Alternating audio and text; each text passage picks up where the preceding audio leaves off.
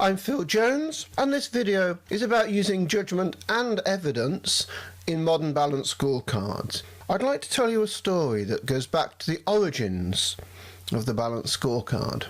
Back in 92-93, when Norton and Kaplan had been looking at the first material and were writing the first book, Norton formed an organisation called Renaissance Worldwide. Kaplan wasn't a director of that, he was a non-executive director. And there were two other directors that formed it with Norton. And I want to talk about one, a guy called Harry Lasker, because he came from Sesame Street. Now this may seem odd, but actually Sesame Street was about how do children learn.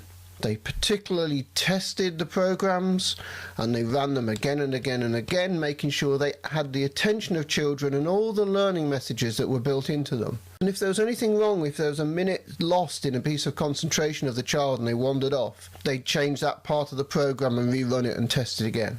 And the reason I'm telling you this was that Harry Lasker brought to Renaissance and brought to the fundamental thinking behind a balanced scorecard the idea of cognitive learning.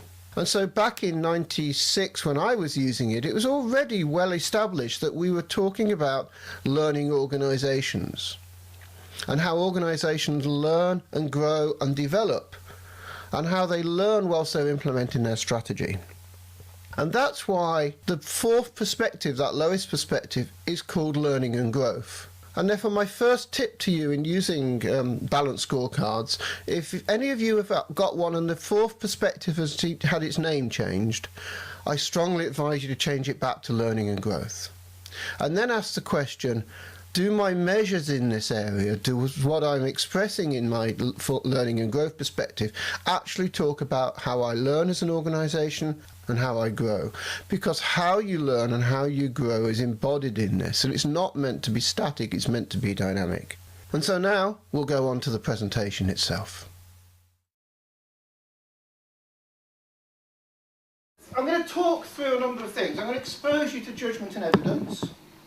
I'm going to ask you to trust your judgment on these things, challenge you about some of the things you might believe about performance management. I'm going to give you another two techniques. I've already given you one already. I'm going to talk about a real case study with an organisation that I think have been absolutely marvellous in implementing this. There's an interesting fundamental contradiction that goes on.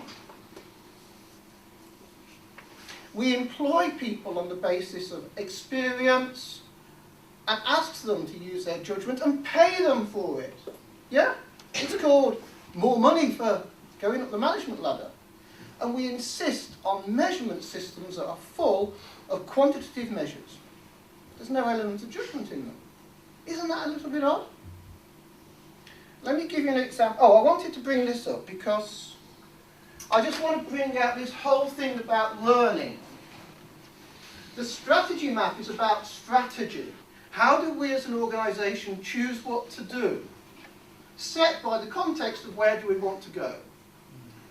The balanced scorecard, the scorecard part, all of this gets called the balanced scorecard. So this scorecard part is about operational performance. Okay? Organisational learning, Chris Argylis, double loop learning. Here's your closed loop, here's your second loop. What is the strategy and what are we choosing to do? And it's informed by what's in the outside world, excuse me, and if you want to talk about risk quickly, here's the risk in the outside world, here's the risk of whether your strategy is going to be implemented or not, and here's where your risk of operations is, yeah? Makes sense, 3 different levels. Okay? Second order, what's our strategy and how do we operate it? You're also making decisions about how you manage performance. The culture you create around this is also here. Yeah? And what you communicate, that's why I've got a book called Communicating Strategy. It came out of this. And when somebody asked about leadership earlier, let me show you a very simple way of looking at this. You take that off, and that off. This bit is management.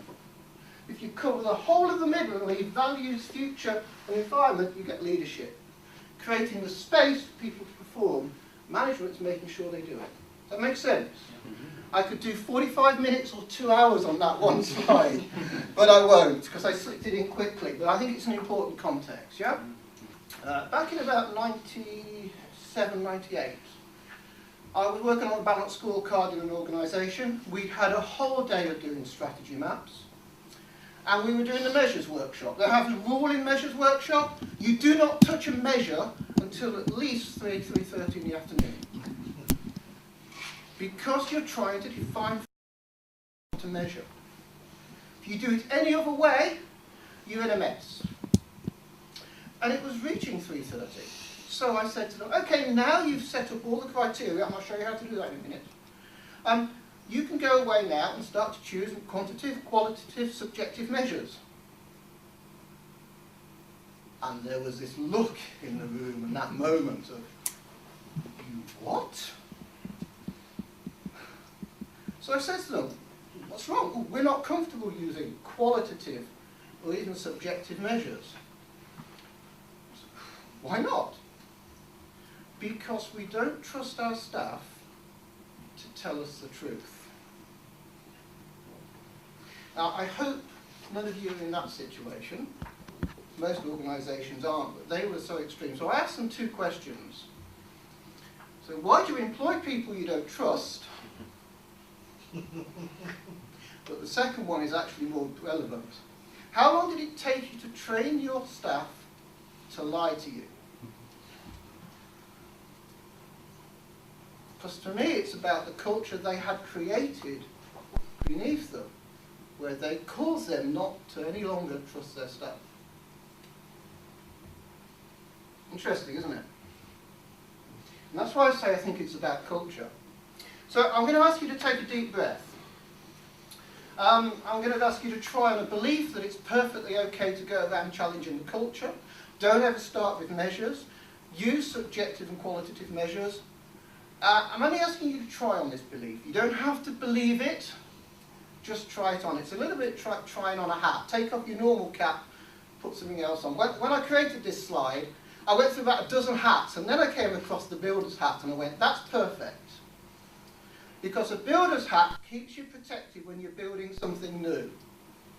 But most builders know nothing's ever going to fall on their head, but it's a just in case.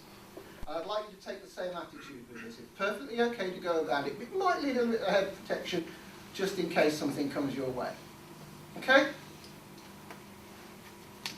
Now, I'm going to try a simple experiment with you to show why you shouldn't start with measures. Is anybody any doubt that if I asked them to open their wallet or purse, they could count the amount of money in there?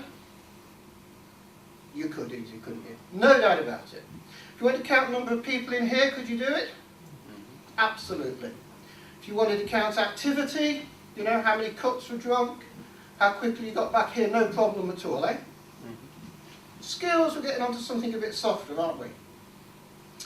Okay, I did this first of all at a conference of alliances and partners. Now this is really important, this next bit. I'm going to ask you 3 questions. Please, no one shout out any answers out loud. You'll see why in a moment. I'd like to think of your husband, wife, lover, partner, girlfriend, boyfriend, mistress, whatever. Yeah?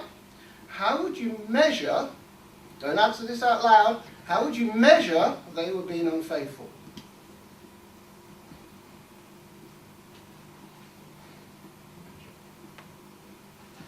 Okay? Again, don't answer these out loud. Second question.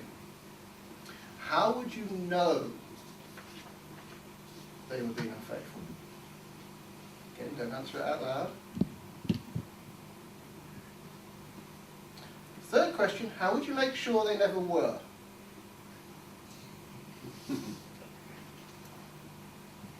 Now, you will have realised what I'm doing. The first one is about measurement. I've done this with an audience of about 400, and it's really amusing to watch them. Because on the first question they go, the answer's up here, and their eyes roll up, and they go, oh, I've got answers. There's a little bit of a, first of all. Then there's a, oh, I'll go and get a measure. You can see them doing it. Then they'll go, well, I've got something, but you know, it's not that good. On the second one, people tend to go, okay? And you see it in the audience. So the eyes don't go up, they go down a little bit. What people are doing are checking their body. Because perhaps they know things. And the third one usually creates a sort of ripple of laughter. Yeah, I know. The third one's about management. So the first one's measurement, the second one's judgment, the third one's management. Now, isn't it those last two far more useful than that first one when it comes to that? Because that measures are usually quite ridiculous. Now, one of the other problems with measures, and I will explain this for those at the back, make it easy for you, is that this diagram is very simple. The top half are policymakers, the bottom half are policy implementers. So you can think of it as management and staff, you can think of it as central government and local government, head office, local, whatever. Somebody comes up with a policy, decide what they want, and they go, well, I'd better give them the measures as well. They go, then I'll communicate the measures, because that's what I need to tell them. So people at the bottom then have to do what I call the mind read, which is what on earth did those guys who were in that room for an hour, or who wrote that policy document, what were they actually thinking? Because I've just got a load of measures that I've got to work. Yeah? And sometimes it comes down with targets, because some people are pathological target setters. Yeah? Now there's a nice variation of this, the public sector variation, very popular in the UK. You decide what you want, you choose as many measures you want, and everyone absolutely has to have a target. Yeah? Because of course we have a, it's important. You couldn't possibly have a fact. You couldn't just possibly be wanting to find something out to see what the situation is. No, you have to have a target. You give people multiple measures, you let them work out what it is, and then you blame them for failure to achieve them. Okay, careful, that really last bit is really important. It's your fault for not achieving the measures that we've set. And of course, if those measures aren't working, it's a bit like firing a gun. You keep firing a few more measures on top of them, because obviously that will clarify things, won't it? Yeah? You recognise this? Oh my God. Now, notice I'm doing three things. One is I'm talking about measures, I'm talking about objectives, and I'm talking about culture. A colleague over there asked earlier, I've got this problem. I've either got too few or too many. The answer is, apologies, but I think that's one-dimensional thinking. You actually should be talking about objectives first and communicating them, and thinking about culture, 3 dimensions. So if we take this third one, it's the same diagram, but I want you to communicate the objectives so people get it. And that gives people the chance to say, you know what, I understand what you want, and now I understand what these measures mean and what you're trying to do. Actually, here's a better one. And the cultural context also has to change. You punish people for failing to learn and failing to collaborate. You give people the chance to go out and do something with these and change for themselves. You see how I'm now changing this? There's 3 bits here. Now, actually our language gets in the way of all of this. Because we tend to use qualitative in the sense of quality. And then people say, you can't define quality. A director stood up just before I was about to stand up and say, well, you know, I'm in charge of quality and we have trouble defining it. Okay, hard one, Phil. Now what do I do here? Gently, I went for the, it's very simple. Quality is a nominalization. It's like dog. Everyone knows what a dog is, but I ask you for a specific dog, you'll come up with 27 different dogs in this room, 50 different dogs in this room. And no 2 will be the same, probably. When you ask specifically what the qualities of something are, like what's the qualities of a pen, things become a lot clearer. So we can talk about the qualities of something, not quality in general. We also use subjective as an insult. We use it to mean vague, judgmental, personal opinions, without evidence, all those sorts of things. Whereas in fact, subjective means the experience of an individual. Now if they are a high-performing individual, boy, wouldn't you want to know how that really excellent salesperson actually performs and gets 3 times as much out of sales and out of the customers than anybody else. Subjective experience is actually extremely valuable. What do they know? What do they believe? What do they understand? So my second gift to you is to give you a trick to extract that. Would that be useful? Yeah. Okay, this is so simple. You ask, marks out of 10, associated with something they want to achieve. So, let me give you an example. We were doing some work, I was explaining this to a board, because in the example, we're using this at board level, not just lower down. The client chose the topic of diversity in the organisation. It happened to be a red hot button. Always pick the red hot buttons, just go for them. So we simply said, marks out of 10, diversity, how well do you think this organisation does? Dig, dig, dig, dig, dig, marks that quickly, 7, 6, 5, whatever. Now, interestingly enough, you can't answer that question without doing a massive amount of processing. You have to work out what a 10 is. You probably have to work out where 0 is. You have to work out where you are, and you have to work out the gap. You can't do that answer without doing that processing. I turned to one of the directors and said, tell me, I saw you thinking, how did you come up with your 7? He said, well, I thought of 5 or 6 other organisations, look at my hands, that I know. And I thought about the diversity and measures of what I've seen in there, and I thought about where we are with those, and I went, I think we're at least a 7. Probably an 8. Now, just look at that processing he's done. Isn't that rich thinking? Yeah? We're not using that. Isn't that beautiful information that you could tease into to find out what he believes is diversity? Now, interestingly enough, we asked 1 or 2 of the others and we got completely different pictures. The chief exec said, you know what? I'm really disappointed one of the board members thought it was a 3 because here's the evidence that we are at least an 8. Notice the conversation it's generating, yeah? You can't do this without getting the information.